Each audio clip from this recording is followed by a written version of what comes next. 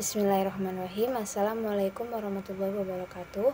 Perkenalkan, nama saya Fikana Fikria, NIM 18722-572, Prodi Pendidikan Ekonomi semester 2, mata kuliah Sosial Media, dosen pengampu Ibu Hani Ari Rahmani, SPD MPD, NIDN 0401018013.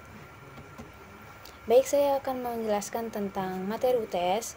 Yang saya akan bahas pertama materi teknologi komunikasi dan informasi dalam New Economy Teknologi. Yang kedua, kesiapan transformasi ekonomi digital or TIM. Yang ketiga, e-dagang di era globalisasi masa pandemi. Yang keempat, analitika media sosial di era COVID-19. Yang kelima, penambangan data dan inteligensia bisnis secara garis besar. Yang keenam, pengelolaan data besar sosial di Indonesia. Dan yang ketujuh, ekonomi media sosial di Indonesia. Yang pertama, teknologi komunikasi dan informasi dalam New Economy Teknologi. Masyarakat berbasis pengetahuan, knowledge basis social of the 21st century. Ekonomi baru adalah suatu ekonomi pengetahuan dan aset kunci dari setiap perusahaan atau organisasi atau institusi adalah aset intelektual yang dimilikinya. Don Tapscott menemukan 12 karakteristik penting dari ekonomi digital yang harus diketahui dan dipahami oleh para praktisi manajemen, yaitu knowledge, digitization, virtualization, molecularization, internet working, disintermediation, convergence, innovation, prosumption, immediation, globalization, discordance. Teknologi informasi adalah alat informasi dan komunikasi, termasuk komputer pribadi, aplikasi perangkat lunak komputer, komunikasi berdasar internet dan jaringan, serta sarana untuk menyimpan dan mencari temukan sarana untuk kembali informasi. Turban 1996. Teknologi informasi merupakan bagian teknis dari sistem informasi yang terdiri dari hardware, software, database. Erat kaitannya dengan informatika, merupakan subsistem dari SI yang berbasis komputer. Informasi sangat esensial dalam kehidupan modern. Perorangan, organisasi, lembaga, masyarakat, negara sebagai alat untuk mengerjakan dan meningkatkan pengelolaan agar lebih cepat, efisien, lebih produktif, dan dapat dipercaya.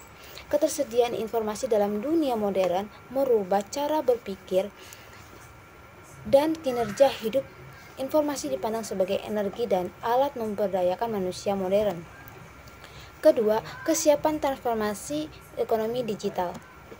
Persaingan nilai. Berdasarkan perhitungan pangsa pasar di setiap kategori website atau situs, berdasarkan estimasi nilai transaksi, beberapa kategori memiliki struktur pasar yang sangat terkonsentrasi seperti marketplace, logistik, dan payment gateway, sehingga diperlukan pengawasan secara mendalam di ketiga kategori situs website tersebut.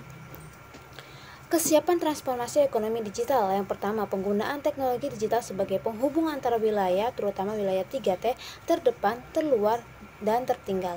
Kedua, layanan digital yang memperjuangkan kesetaraan dan inklusivitas untuk kelompok rentan termasuk anak-anak. Pemerintah telah melakukan serangkaian kegiatan yang disebut inklusi digital, yakni upaya mewujudkan kemudahan akses digital melalui jaringan dan layanan internet oleh seluruh kalangan. Penguatan transformasi digital untuk mendorong sektor-sektor strategis.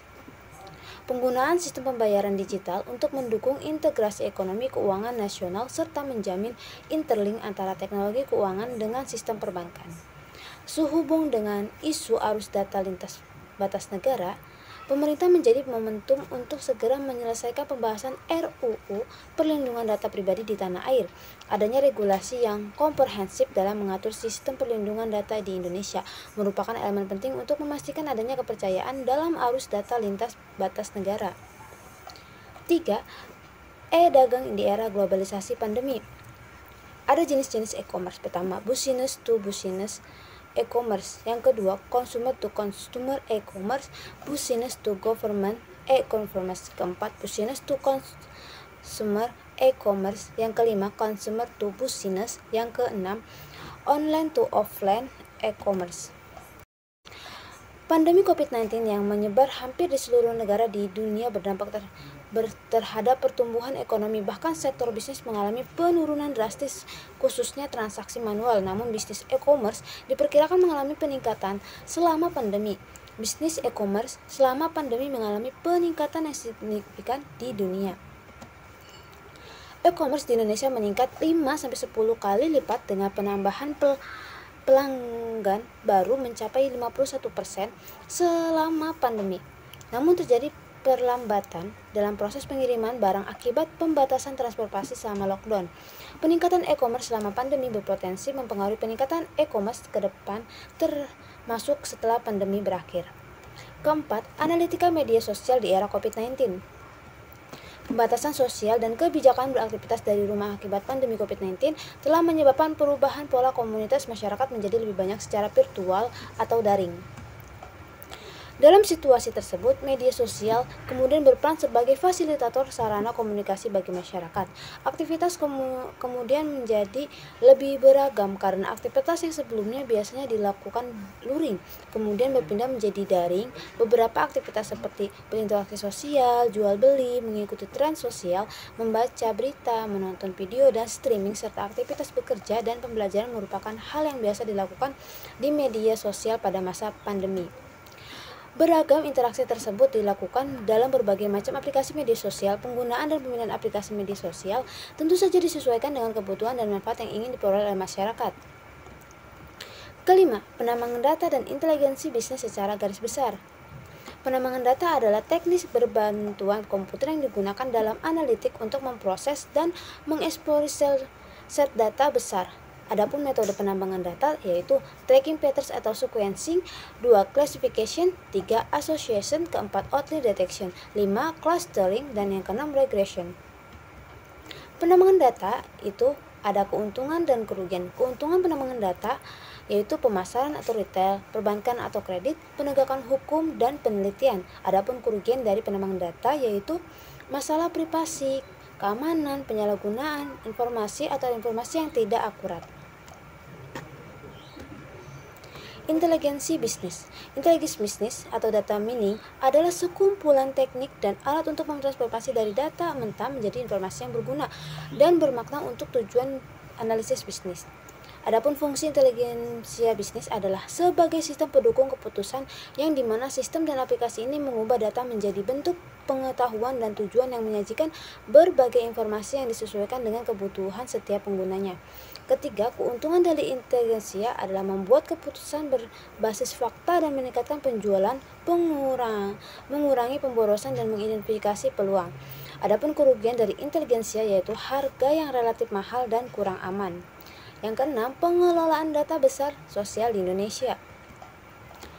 Big data. Dalam dunia teknologi, big data berarti terobosan baru yang berkaitan dengan mengolah, menyimpan, dan menganalisa data berbagai format di mana jumlah dan data yang diolah, disimpan, dianalisis sangatlah besar dan data yang bertambah dengan cepat.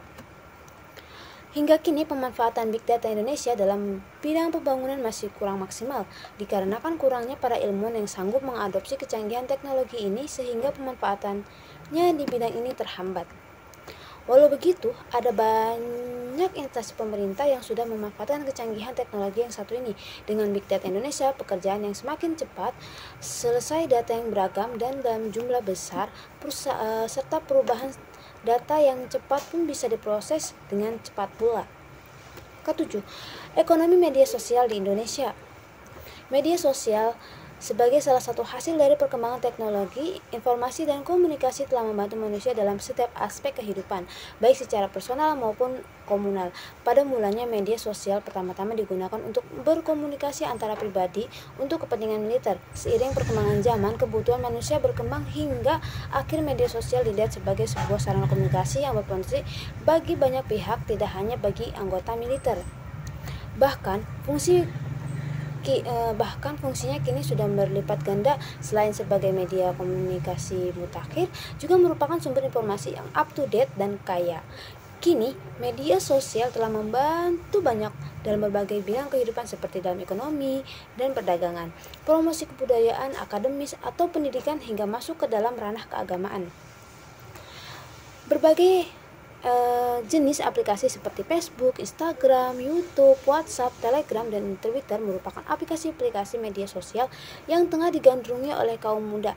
Aplikasi-aplikasi ini menjadi primadona bagi kaum muda dewasa ini karena selain sangat bermanfaat bagi kehidupan mereka, media sosial juga mudah diakses, yakni hanya dengan mengunduh aplikasi-aplikasi tersebut di smartphone masing-masing. Manfaat dari media sosial yang dirasakan kaum muda antara lain mendapatkan informasi yang berguna bagi pengembangan intelektualitas.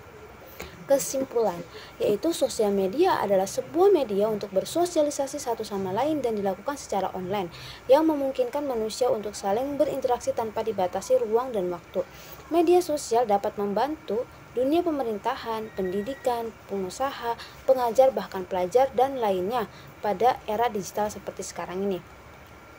Dengan adanya media sosial, siapapun dapat dengan mudah berkomunikasi dengan orang lain, sehingga mereka mempunyai wawasan dan pengetahuan yang luas. Oleh karena itu, pentingnya belajar dan menguasai ilmu sosial media.